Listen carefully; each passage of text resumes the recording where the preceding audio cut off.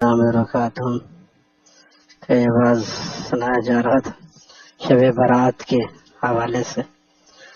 آج کیونکہ اس کا آخری دن ہے، آج ہی کی رات ایسی ہے کہ جس میں آدمی اپنی سی کوشش کر لے۔ پھر کہتا ہوں کہ ساری رات جاگنا ضروری نہیں ہے۔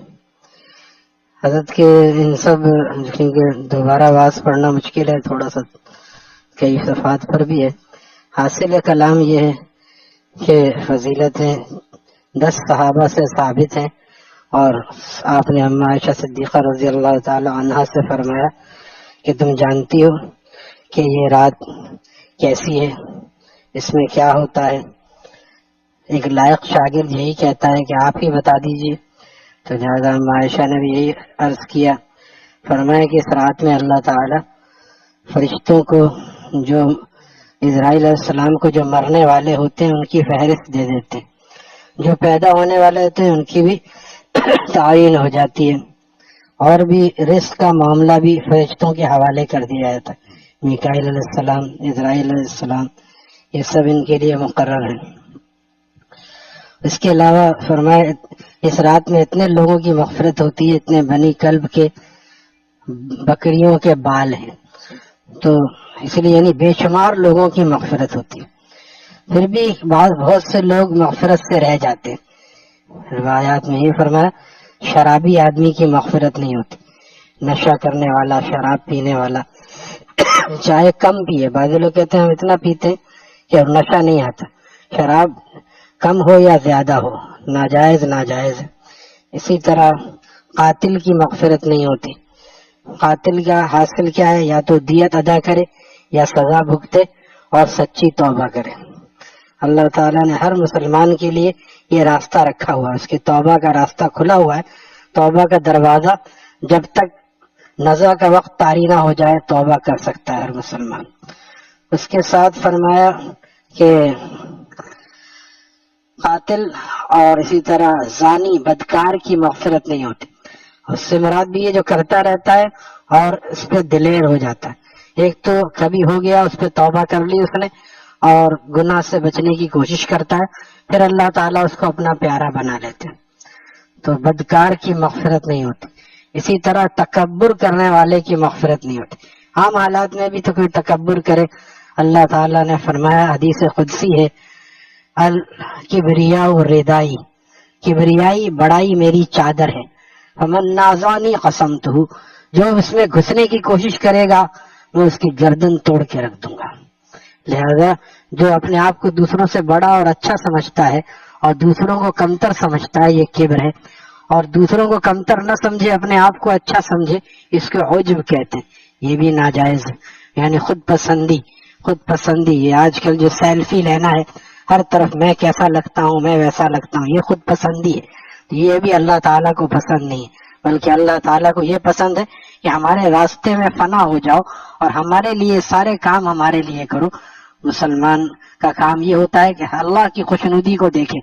آج ہم اپنے چہرے کو دیکھتے ہیں، ہم یہ دیکھتے ہیں کہ فیشنی بال اچھے لگتے ہیں، یوں بڑے یوں چھوٹے، یہ دیکھیں سرکار کا طریقہ کیا ہے۔ ہمارے سامنے کون سا آئینہ ہے، یا واشنگٹن کا آئینہ ہے، کفر کا آئینہ ہے، یا سرکار کا آئینہ؟ جس کے سامنے سرکار کا آئینہ ہوگا وہ اپنے بال کو بھی سرکار کی سنت کے سانچے میں ڈالے گا، داڑھی کو تینوں طرف سے برابر ایک مٹھی رکھے گا، کیونکہ یہ آقا کی سنت ہے۔ اسی طرح لباس کو بھی دیکھے گا کہ ہم غیروں کے طریقے پہ چل رہے ہیں یا آقا کے طریقے پہ۔ لباس میں بھی اپنے آقا کا طریقہ، کیونکہ آپ نے صحابی آگے آگے جا رہے تھے اور آپ نے آواز دی، عبداللہ، جابر ابن عبداللہ بنو، یہ پائچے اوپر کرو، پنڈلیوں تک رکھو، نہیں تو کم از کم اس کو ٹخنے سے نیچے نہ جانے دو۔ ایک روایت میں یہ بھی ہے جن کی مغفرت نہیں ہوتی، اس میں یہ بھی ہے مسبل کی مغفرت نہیں ہوتی۔ مسبل اس کو کہتے ہیں جو لباس اتنا پھیلاتا ہے، اتنا بڑا پہنتا ہے کہ ٹخنے چھپانے والے کو مسبل کہتے ہیں۔ المسبل، ٹخنے چھپانے والا۔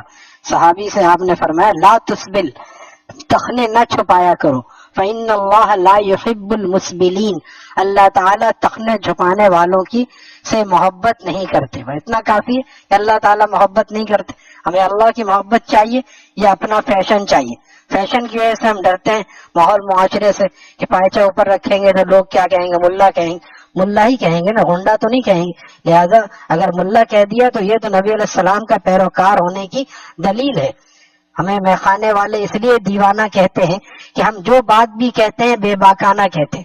ہم کیوں ڈریں؟ لوگ غلط باتوں سے نہیں ڈر رہے.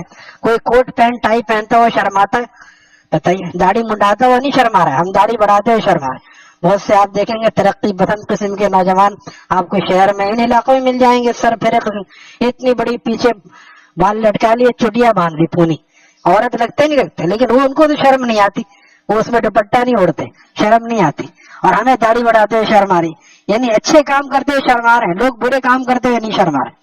امریکہ میں ایک لڑکا تبلیغ میں لگ گیا اور چلے لگا لیے، داڑھی رکھی ہوئے، امامہ باندھے ہوئے. کسی نے پوچھا کہ تمہیں یہاں اس ماحول میں عجیب سا نہیں لگتا؟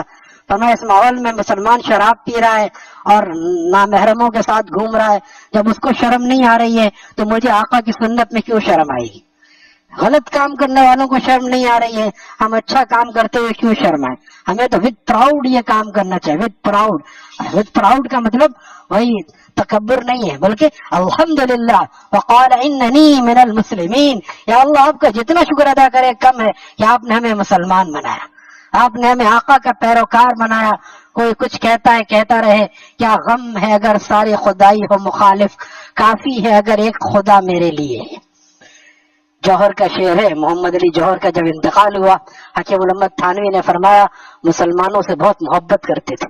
محمد علی جوہر مسلمانوں سے بہت محبت کرتے تھے. انگریزی دان تھے، لیکن کہا کہ میں غلام ملک میں جانے کے لیے تیار نہیں ہوں. انگلینڈ میں مر گئے، ہندوستان اس لیے نہیں آئے کہ اس وقت تک پاکستان آزاد نہیں ہوا تھا. وہ اپنے کلام میں کہتے ہیں کیا غم ہے اگر ساری خدائی ہو مخالف، کافی ہے اگر ایک خدا میرے لیے ہے. توحید تو یہ ہے کہ خدا حشر میں کہہ دے یہ بندہ دو عالم سے خفا میرے لیے، یہ بندہ دو عالم سے خفا میرے لیے. تو اس میں ڈرنے کی کیا بات؟ تو ایسوں کی مغفرت نہیں ہوتی. اب کیا ملے گا؟ پانچے نیچے لٹکا لیے، کون تعریف کر رہا، بہت اچھا لگ رہا ہے. یہ تو عام روایت ہے. روایت میں چلنا کون سا کمال ہے؟ شیر الٹا تیرتا ہے وقت رفتن آب میں. پانی میں تو تنکا بھی بہتا ہے، ہر چیز جاتی ہے. شیر اپنے پانی کے ساتھ چلنے کو اپنی توہین سمجھتا ہے، وہ مخالف ہوا میں کیسے چلتا ہے. تم دیے باد مخالف سے نہ گھبرائے عقاب، تم دیے باد مخالف سے نہ گھبرائے عقاب. یہ تو چلتی ہے تجھے اونچا اڑانے کے لیے، یہ تو چلتی ہے تجھے اونچا اڑانے کے لیے. ہوا تیز آتی ہے تو عقاب اور اوپر جاتا ہے اور اوپر جاتا ہے. یہ نہیں کہ نیچے بیٹھ جائے ہمیں اڑنے نہیں دے رہے، اور اوپر جاتا ہے، اور اوپر جانا چاہیے. دنیا کے کاموں میں کوئی اگر ضد کرتا ہے تو کہتا ہے، لوگ کہتے ہیں کہ جتنی محبت میں مخالفت ہوتی ہے اتنی محبت بڑھتی ہے. ہماری مخالفت ہوتی ہے ہم فوراً داڑھی چھوٹی کر کے پائچہ نیچے کر لیتے ہیں، لوگ ملا کہہ رہے ہیں. یہ کیسا عشق ہے؟ یہ تو عشق ایک مکتب عشق کا بچہ ہے جو ڈر گیا کہنے والوں سے. صحابہ نے گردنیں کٹا دی، ڈرے نہیں.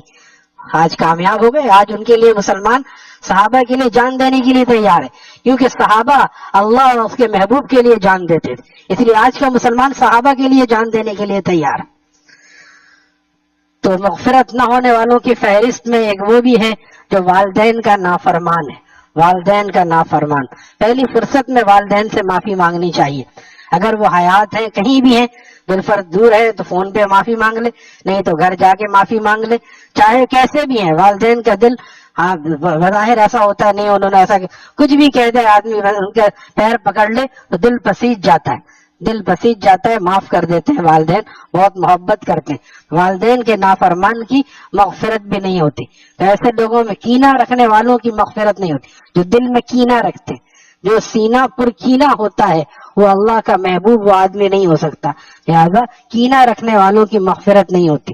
قطع رحمی کرنے والوں کی مغفرت شب براءت میں بھی نہیں ہوتی اور شب قدر میں بھی نہیں ہوتی. حضرت شیخ نے اور زکریا صاحب رحم اللہ تعالیٰ نے فضائل رمضان میں حدیث شریف نقل کی ہے کہ نبی علیہ السلام نے فرمایا صحابہ سے کہ ہم ایک دعا کرنے والے ہیں. ایک جگہ آپ جمع تھے، ایک کمرے میں، ایک احاطے میں. ہم ایک دعا کرنے والے ہیں، جو قطع رحمی کرنے والا وہ یہاں سے چلا جائے، نبی علیہ السلام دعا کر رہے ہیں، صحابہ آمین کہہ رہے ہیں، پھر بھی ایسا آدمی نہ رہے جو خطا رحمی کرنے والا، اس کی وجہ سے ہماری دعا بھی رد نہ ہو جائے۔ واپس ایک آدمی، ایک صحابی اٹھ کے واپس چلے گئے، اور واپس گئے ایسا نہیں کہ ایسا کہہ دیا برا لگ گیا، نہیں، گئے اور جا کے ان کی پھوپھی سے ان کی انبن تھی، آ کے نبی علیہ السلام کو بتایا کہ آپ نے جب یہ فرمایا میں نے ان سے جا کے معافی مانگی، اپنے معاملات درست کیے، پھر آ کے بیٹھ گئے۔ صحابہ صاف دل کے تھے، صاف دل کے، پھر آ کے بیٹھ گئے۔ تو اس حالت میں شب قدر میں، رمضان کی راتوں میں، اور نبی دعا مانگ رہے، صحابہ آمین کہہ رہے، ہماری دعا کیا قبول ہوگی اگر ہم پتہ رحمی کر کے بیٹھے رہے؟ ہم نہیں جانتے وہ ہمارے لیے مر گیا، ہم اس کے لیے مر گئے۔ یہ سب آنا ہے، آنا خیر من، یہ آنا کس کا مرض ہے؟ یہ شیطان کا مرض۔ آنا کو فنا کرنا پڑے گا تب اللہ ملتا ہے، جو آنا کو فنا نہیں کرتا وہ اللہ والا بنا نہیں کرتا، یاد رکھیں۔ تو یہ چند چیزیں ہیں، اور اس کے علاوہ میں فرمایا کہ بس جتنا آسانی سے ہو سکے مغرب کے بعد، عشاء کے بعد، جتنا ہو سکے، پھر آخر رات میں آنکھ کھل جائے بہت اچھا، روزہ رکھ لے تو بہت اچھا، نہ رکھے تو بھی کوئی حرج نہیں۔ نفل میں پریشانی کی ضرورت نہیں، جو گناہ سے بچنے کی بات ہے وہاں پہ ہمت نہیں کرتے، سنتوں کا اہتمام نہیں کرتے، قبرستان ہر سال جانے چاہتے، اور مسواک ہر نماز میں کرتے۔ مسواک ہر نماز سے پہلے سنت ہے، ہر وضو میں مسواک کرنا نبی علیہ السلام کی سنت ہے۔ پتہ نہیں کتنے لوگوں نے شروع کیا، ہم تو بار بار کہتے ہیں، ابھی زور میں بھی گلزار ہجری میں بیان تھا، وہاں بھی میں نے عرض کیا، کسی کے دل میں اتر جائے، کوئی سنت پہ لگ جائے، بس سنت ہی کا راستہ جنت کا راستہ ہے، نقش قدم نبی کے ہیں جنت کے راستے، اللہ سے ملاتے ہیں سنت کے راستے۔ ایک بات اور شیخ الاسلام نے اس میں لکھی ہے، اس پورے واس کا لب لباب میں بیان کر رہا ہوں کہ اپنی خوشنودی، اپنی خواہش مت چلاؤ کہ مجمع میں ہمیں عبادت کرنے میں مزہ آتا ہے، لائٹنگ ہو رہی ہے، ہلا گلا ہو رہا ہے، اس میں توجہ ہو سکتی، اکیلے کمرے میں جا کے عبادت کرو۔ جو نفل ہے وہ جتنا اکیلے ہو اتنا اچھا ہے، گھر کے کمرے میں عبادت کرو، لائٹ جلے تو بھی حرج نہیں، نہ جلے تو بھی حرج نہیں، اکیلے جتنا ہو۔ اور کوئی مجبوری ہے، کسی گھر میں جگہ نہیں ہے، وہ بات الگ ہے، وہ بھی مسجد میں بھی کر سکتا ہے، لیکن اگر آدمی کے پاس یہ چوائس موجود ہے تو گھر میں کرے یا مسجد میں، تو نفل عبادت اکیلے میں کرنا چاہیے۔ حل من مستغفر، اس کا صیغہ مفتی صاحب فرماتے ہیں کہ واحد کا صیغہ ہے، کوئی ہے مجھ سے معافی مانگنے والا، یہ نہیں فرمایا کون لوگ ہیں مجھ سے معافی مانگنے، کوئی ہے، یعنی تنہا آؤ ہمارے پاس۔ تو جب اللہ تعالیٰ تنہا بلا رہے ہیں، بعد میں کہا جاتا ہے تم آنا اکیلے میں، ہم تو خاص نوازش کریں۔ اب بلایا تو اکیلے میں، یہاں جا رہے 500 آدمی کو لے کے، جس کو دے رہا تھا اس کے حصے